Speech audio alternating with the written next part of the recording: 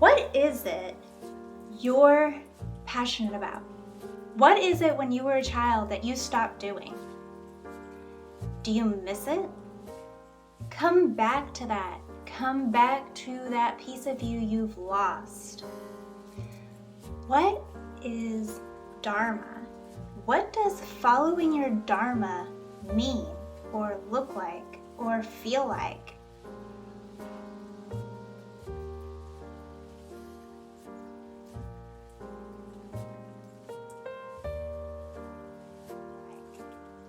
Hey guys, welcome back to my channel. I'm Rayne, and today we're going to be talking about Dharma. And it's really fascinating because so many people have brought up Dharma, or it's a common thing that's been brought up recently in the spiritual world, and it took me a long time to figure out what it was and looks like and feels like and sounds like, and I didn't even know about it when I actually naturally started going into it myself, finding it all on my own without any guidance and without knowing what it is. So when somebody says, are you following your Dharma? It means, are you following your truth? Are you following your soul's purpose as to why you're even here? Okay, so what this means is so many of us, when you're a child, have these loves and these passions like art, music, singing, dancing, writing, all sorts of artistic loves and compassions that you have that you just pour your heart into and your time into when you're a child, because it's like everything to you, right? Or a sport, okay? And then we all grow up and eventually we're working a 9-to-5 job because we have to have health insurance and we have to have this, and you need to push to get moved up in your job because that's all you should care about. Wait, whoa, back up. Why are you even doing this job? This has nothing to do with what you love or your soul's purpose. And that's what happened to me. I was a hardcore, dedicated ballet dancer, and I dabbled in all sorts of other types of dance, but ballet my entire life. In fact, I'm still doing it, luckily. And then somehow I ended up working in a bank. So I went from being passionate about an art to being told so many times, dance isn't going to get you anywhere. You ballet dancers make no money. You get no health insurance. You're at the studio from 7 a.m. till 6 or 8 p.m. doing rehearsals and performances, and then after that you got to go work at a restaurant or bartend or whatever it is, and you get this like overwhelming feeling of why am I even bothering? Never gonna get anywhere, not gonna ever have anything. So I was serving for a while, and then eventually I got into being in a bank. I was at Bank of America for a few years, then I was in one other bank when I moved states that was definitely not my vibe, and I got out of there real quick and went to Regions Bank. And so I was in banking, and I loved everyone I worked with. There wasn't a branch other than one that I got out of. There wasn't a branch that I didn't love everyone I was working with. And every time a customer came in and I helped them, like truly solved a problem for them, and they were so grateful when they left, and thank you so much for doing this, it always made me feel like, oh, see, this is why I put up with the crap. This is why I put up with the goals. And this is why I get up every day and I come to a 9-to-5 job, was just for that one moment, that one comment, that one person that'll wait in the line just for me, and that's because I make their day. And that was where it was touching on what my purpose was, right? But it still had nothing to do with anything I was passionate about or loved in. I am not into finance at all. That is not a category that I would ever want to go down. I don't want to be a branch manager. I don't want to be managing other people, telling them they're not hitting their goals, harping down their back. And then what? After your branch manager, it gets even worse, and it just keeps going like that. That's not why I'm here. That's not my purpose.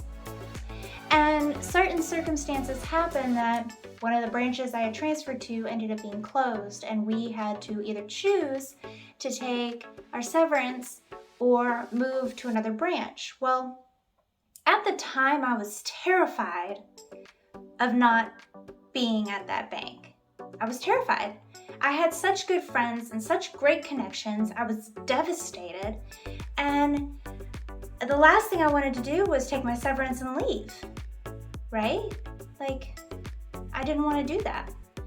So I transferred to another branch, back to a branch I was originally at, where I loved everyone there, but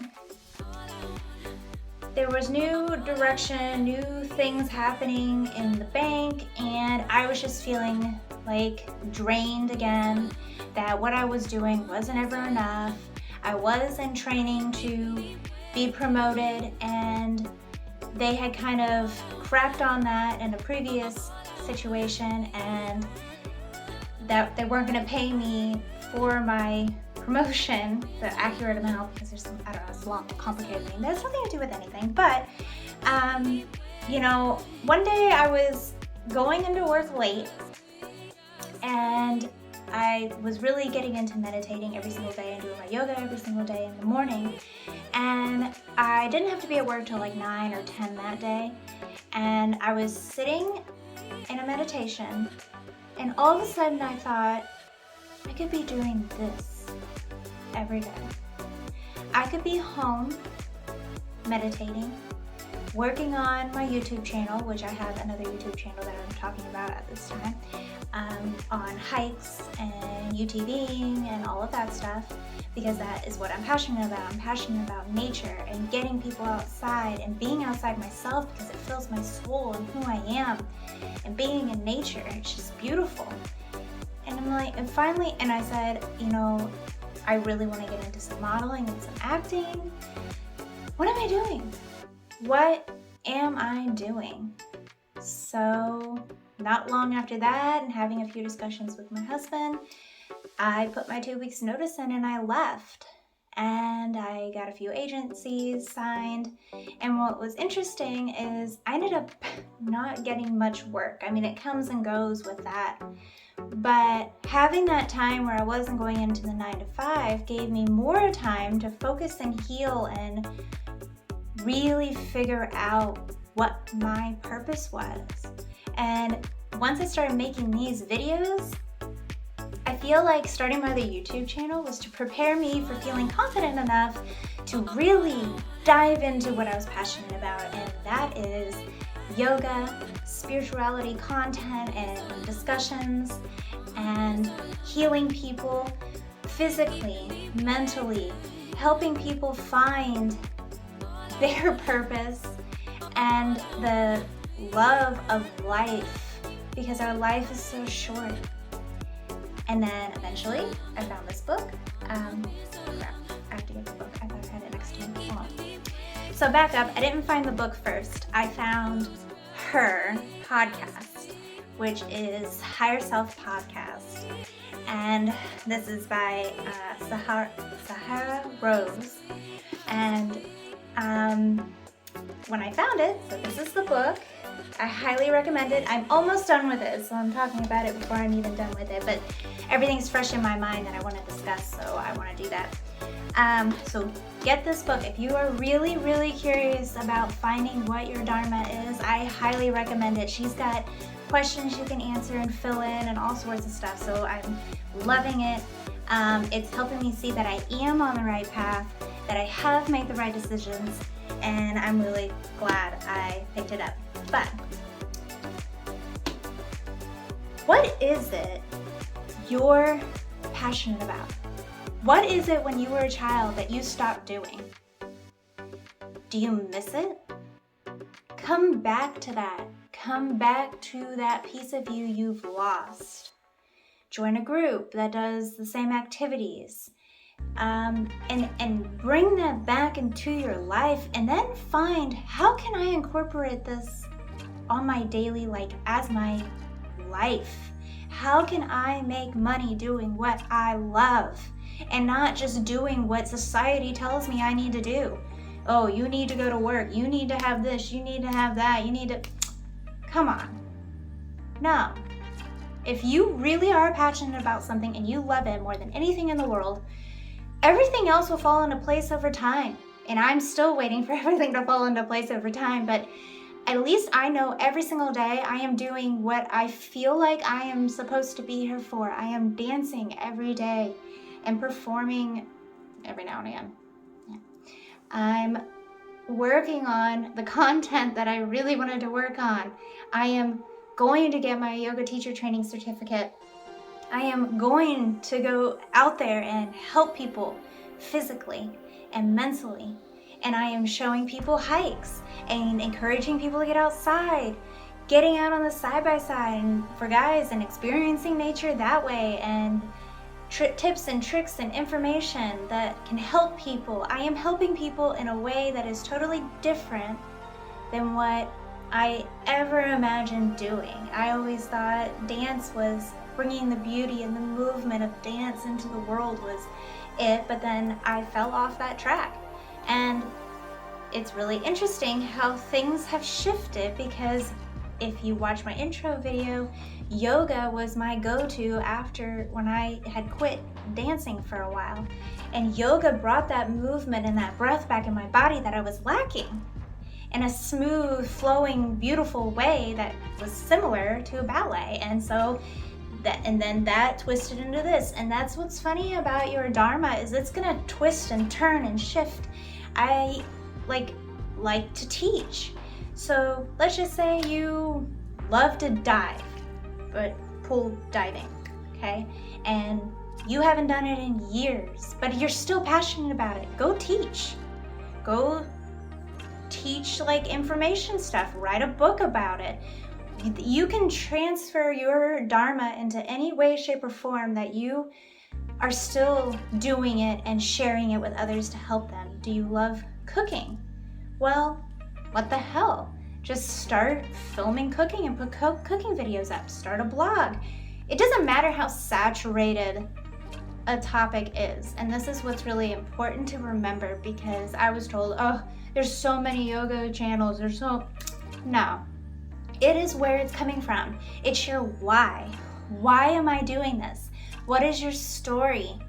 That's what's gonna pull people in and touch them. And you're gonna be different than that other person that's doing yoga. Maybe they're doing it for mental health reasons. Maybe somebody else was doing it because they had eating disorders. Your why is why people are gonna come to you. You felt lost. You felt like you weren't doing your purpose, which is me. Maybe that's why people will come to me. Okay, so it doesn't matter what society has to say. Be you. Bring out what you're passionate and love for is back into your life, and then start to make a plan. How can I teach this? How can I share this? How can I help people with this that I'm passionate about, that opens my heart and my soul to the world and brings me joy every single time I do it? That there is your Dharma and your soul's purpose. Now in this book, she also talks about doshas. Doshas are stages you go through while you are following your Dharma. And some people sit in one dosha longer than others. So the 3 doshas are Veda, Pita, and Kapha. Veda, oh my gosh, now I can't say it right. I just said it right. Well, the first one. I'm a mess, I know, gosh. That is your visionary. That is where it's like the air element, where everything's in formation in your mind and ideas are kind of flowing, but they're not made yet. You're not going after it yet. And a lot of us stay in that visionary aspect. I know I did for a really long time. I pretty much went right into the hiking stuff because I felt safe there, I guess you could say. But it took me a long time to finally say, okay, I'm gonna try to dabble into the spirituality. And I did it where I thought about it all the time. Just thoughts and ideas and topics and things I could talk about. Then that's when the action started. So then you move from your visionary into your Pita, your fire, your motivation. You just start going for it. For me, with this stuff, it was Instagram. I started reading spiritual books and then posting what was really resonating or affecting me or opening me up to different concepts and way of thinking of life. And I actually got pretty good feedback. I have people telling me, I love your posts. Your posts are motivating me to love life every day. And oh my gosh, does it just fill me up, because it makes me so happy to hear that. And this is reassurance that I am doing what I feel I should be doing. This is my Dharma, okay? And then after you move from your Pita, you're gonna move into your Kapha, which is that self-love. You need to come back, you need to pull away from working, go, go, go, go, go. You need to pull back down, you need to come back to yourself, you need to take self-love time, meditations, days where you just don't post anything, you don't do anything related to your work, and you settle in and become grounded as an earth element, and you come back to you. And then that's when the visionary starts again. That's when the creativity starts again. That is when your Veda comes back. And guess what? It goes all over again. So that's how your doshas are part of your Dharma. And some of us stay in one way too long. And it's time, okay, I need to recognize that I'm staying in this spot too long. I need to take action. Or I'm staying in the action. I'm going all the time, and I'm starting to lose love for this. Okay, wait, pull back. Maybe I need to hold it off and move into my grounding, my Kapha. Take some time for myself. Take a whole week to yourself, or a month, and wait, settle back in. And then that's when the thoughts will come back to you. Your ideas will come back to you, because we will all hit a point where we're like, man, I don't know. I can't think of anything else. I don't know how else to get better. I don't know how else to get more followers. I can't think of anything else to do. How am I going to get this business going? I can't do any more, and I'm not getting any more clients. Wait, just take a step back, take a breath, pull away, and that is when your ideas will come back again. And it's a beautiful cycle that just comes and goes. And I see it now more than ever, now that I am following my Dharma and I am stepping away from that stupid 9-to-5 corporate job. And so many people are pulling away from that. And so many people are mad at people for pulling away from that, which I totally understand. But at the same time, if you're doing it for you and how you can make yourself better, how can you contribute more to this world, to this planet, to humanity? How is that a bad thing? It's not a bad thing. I don't care how crazy it sounds. I don't care if your favorite thing to do is do light language and do your crystal bowl. You know how many people are going to think you're freaking crazy, and that is ridiculous? Why are you going to post videos on that? Why are you going to just go to classes for people to do that? Because people need that. That is a form of healing. I don't care if it sounds crazy. You need to come to that conclusion too. It doesn't matter what anyone else thinks, but you. You know how many people I told when I was at the bank that I have 2 weeks left because I'm leaving to work on my YouTube channel full time and try to do some acting and modeling? I got so much nasty looks. Well, okay. Oh, well, good luck. Oof, that's always nice. The good luck was sarcasm. Cherry on the top. So, do it. Just do it. Just go for it. Just do it. Go get this book. This is not sponsored. I just really like this book. I think it's beautifully written. She writes it from a point of like us just talking nowadays conversations. She doesn't hold back. She's real. I highly recommend it. She also has where you can find your archetype. So there's a test, and you find out what your number one things are that you fall into. Like, are you a teacher? Are you a nurturer? Are you an activist? What do you fall into? I believe mine was activist and visionary. And then you figure out, okay, well, that makes sense with me. Now, what can I do with this information? Where can I go with it? Okay, so that's what today's video is about. That's what I wanted to talk about, was what is Dharma? What does following your Dharma mean? And I hope that my little story and everything I mentioned here kind of helps you understand what that means, and go get that book. I will put the link where I ordered it off of Amazon for you guys in the description below. Thank you so much for being here today with me in my weird craziness. I was really passionate about this subject, more than probably any other video you've probably watched yet, so I either apologize for that or you appreciated it. I don't know. Thank you guys so much for being here. Until my next video, namaste.